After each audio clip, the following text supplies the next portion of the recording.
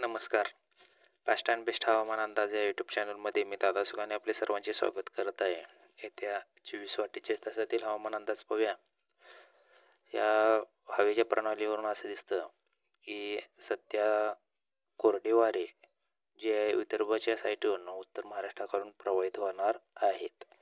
याचा अर्थ काय, थंडीला लवकरच सुरुवात होणार आहे आणि जेणेकरून आता गहू पेरणी व हरभरा पेरणी यासाठी पोषक वातावरण निर्माण होणार आहे.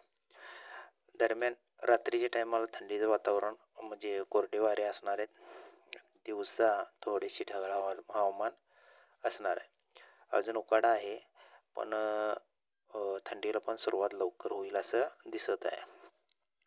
जळगाव, अकोला, अमरावती, लोणार, बीड, लातूर, नांदेड या भागातून हलक्याशा पावसाची शक्यता वाटत आहे.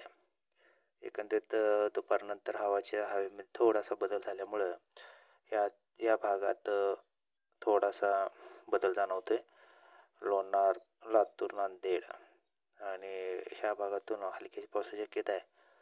आणि इकडे चंद्रपूर, नागपूर, गोंदिया ह्या भागात सुद्धा काही अंशी स्थानिक वातावरण निर्माण झालं तर पावसाची शक्यता दिसून येत आहे. एकंदरीत पाहता थोडासा पावसाचा जोर आहे, पण तेवढा काय असा प्रबळ असा जोर दिसत नाही आहे. बीड, लातूर, बिदर ह्या भागात सुद्धा हलक्याशा पावसाची शक्यता सोलापूरच्या पूर्व बाजूने आहे. मग पण सोलापूरच्या पश्चिम बाजूने पावसाची शक्यता थोडी कमी झालेली आहे. स्थानिक वातावरण बनलं तरच पावसाची शक्यता सोलापूर, लातूर, अकलूज, सातारा आणि इकडे दक्षिण भागातून कोल्हापूर साईडला सातारा, पुणे, नाशिक, मालेगाव, वलसाड ह्या भागातून पावसाची शक्यता कमी झालेली आहे. स्थानिक वातावरण निर्मिती झाली तरच पावसाची शक्यता आहे.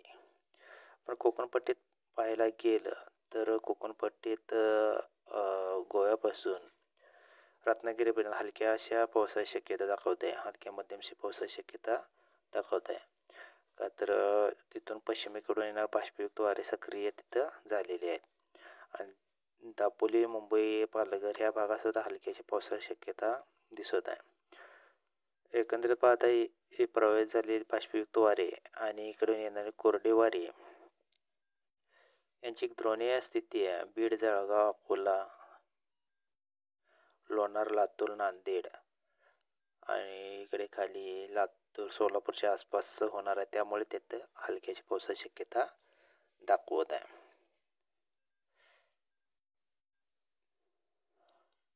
उद्याही काही तेवढा काय फरक दिसत नाही आहे, पण हलक्याची पावसाची शक्यता बीड, मालेगाव, अहमदनगर, सोलापूरच्या पट्ट्यातच दिसून येत आहे.